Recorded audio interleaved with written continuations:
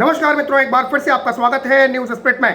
कांग्रेस के कद्दावर नेता और देश के पूर्व राष्ट्रपति प्रणब मुखर्जी का अब से कुछ देर पहले निधन हो गया है। 84 साल के थे प्रणब मुखर्जी और उनके बेटे अभिजीत मुखर्जी ने ट्वीट करके प्रणब मुखर्जी के निधन के बारे में जानकारी दी है। कोरोना पॉजिटिव पाए जाने के बाद उन्हें 10 अगस्त को दिल्ली में army research and referral hospital में भर्ती कराया गया था और उनके दिमाग में बने खून के थक्के को हटाने के लिए उनकी ब्रेन सर्जरी की गई थी, जिसके बाद से लगातार प्रणब मुखर्जी वेंटिलेटर पर बने हुए थे। जाते जाते प्रणब मुखर्जी ने चौंकाने वाला खुलासा किया है। उनके आखिरी बोल क्या थे वो बताऊंगा, लेकिन सबसे पहले कमेंट में मित्रों ओम शांति जरूर लिखें। आपको बता दूं कि कांग्रेस के कद्दावर नेता जरूर रहे हों प्रणब मुखर्जी, लेकिन एक ऐसे नेता के तौर पर उनकी छवि थी जिनकी हर सियासी पार्टी में मान्यता थी।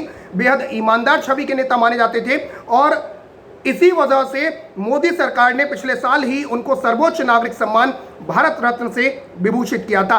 जुलाई 2012 से जुलाई 2017 तक वो देश के 13वें राष्ट्रपति भी रहे और कांग्रेस के दिग्गज नेता रहे।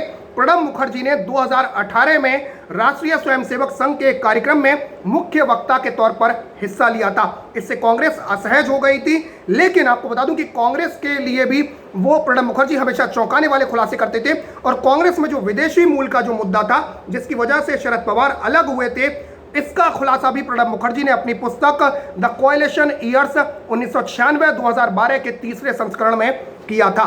इस पुस्तक में प्रणब मुखर्जी ने लिखा था कि पवार ने सोनिया गांधी पर उनके इटली मूल होने की वजह से 1999 में कांग्रेस वर्किंग कमेटी में हमला बोला था और प्रणब मुखर्जी ने इस किताब में लिखा था कि पवार इस बात से नाराज थे कि वाजपेयी सरकार के विश्वास मत खोने के बाद कांग्रेस पार्टी सोनिया गांधी से सरकार बनाने का दावा पेश करने को कह सकती है।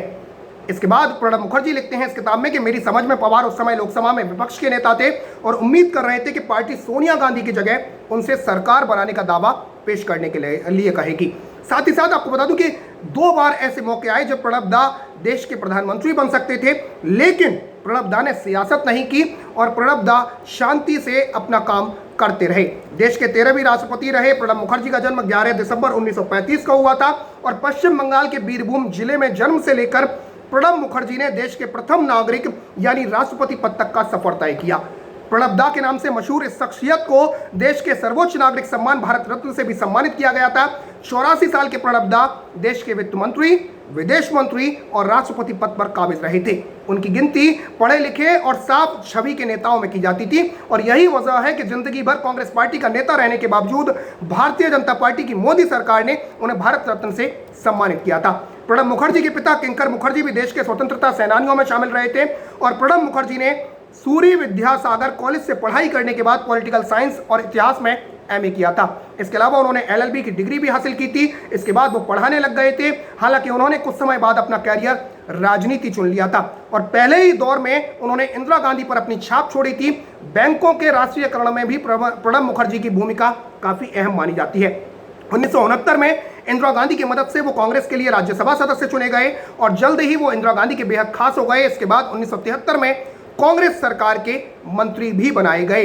पहली बार इंदिरा गांधी ने प्रणब मुखर्जी को 1982 में वित्त मंत्री बनाया और 1982 से 1984 के बीच उनकी पहचान एक कामयाब वित्त मंत्री के तौर पर बनी। इंदिरा गांधी के बेहद विश्वस्त साथी थे। हालांकि इंदिरा के निधन के बाद पार्टी से उनका मनमुटाव हुआ और उस वक्त वो कांग्रेस पार्टी से अलग हो गए थे। वो वक्त क्या था मैं आपको बताता हूं कि उस वक्त इंदिरा गांधी का निधन हुआ था और राजीव गांधी और प्रणब मुखर्जी दोनों बंगाल के दौरे पर थे। खबर सुनकर दोनों दिल्ली लौटे, आनंद फानन में दिल्ली लौटे और उस वक्त कहा जाता है कि राजीव गांधी ने प्रणब मुखर्जी से पूछा कि अब कौन।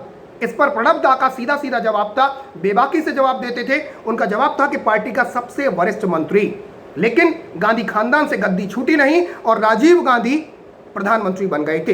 हालांकि आखिर में राजीव गांधी प्रधानमंत्री उस वक्त बन गए थे तो इंदिरा गांधी की कैबिनेट में नंबर 2 रहे प्रणब मुखर्जी को यह रास नहीं आया और दुखी होकर प्रणब दा कांग्रेस से अलग हो गए और उस वक्त उन्होंने अपनी राष्ट्रीय समाजवादी कांग्रेस नाम से एक अलग पार्टी बना ली थी। कई साल तक वो अलग रहे और आखिरकार राजीव गांधी से समझौता होने के बाद 1989 में उन्होंने अपनी पार्टी का कांग्रेस में विलय कर दिया था।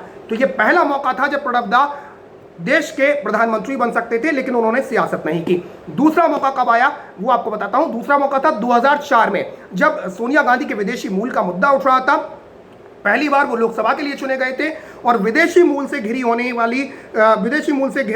होने के आरोप वाली सोनिया गांधी ने यह ऐलान कर दिया था कि वो प्रधानमंत्री नहीं बनेंगी।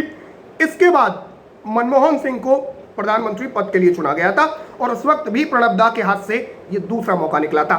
दरअसल उस वक्त सोनिया गांधी को एक ऐसा शख्स चाहिए था जो मौन रहे और शासन सोनिया गांधी चलाती रहे, लेकिन प्रधानमंत्री की कुर्सी पर बैठने वाली एक कठपुतली चाहिए थी, और वही कठपुतली मनमोहन सिंह तो बने, लेकिन प्रणब मुखर्जी नहीं बन सकते थे, क्योंकि प्रणब मुखर्जी वो नेता थे जो अपनी बात बेहद बेबाकी से रखते थे, और कांग्रेस के बारे में भी उन्होंने कई दफा चौंकाने वाले खुलासे किए थे। शरद पवार क्यों अलग हुए कांग्रेस पार्टी से, सोनिया गांधी के विदेशी मूल का मुद्दा, ये सारे मुद्दे उन्होंने अपनी किताब में उठाए थे। तो मित्रों, खबर को शेयर करें। प्रणब दा के निधन से निश्चित तौर पर देश की सियासत के लिए, देशवासियों के लिए एक धक्के वाली खबर है, क्योंकि बेहद साफ छवि के नेता का आज निधन हो गया है। तो कमेंट में ओम शांति जरूर लिखें, साथ ही साथ खबर को शेयर करें और न्यूज़ स्प्लिट को सब्सक्राइब करें। बराबर में जो बेल आइकन है, जो घंटी का निशान है, उसे जरूर दबा दें। फिलहाल के लिए इतना ही। जय हिंद, जय भारत, नमस्कार।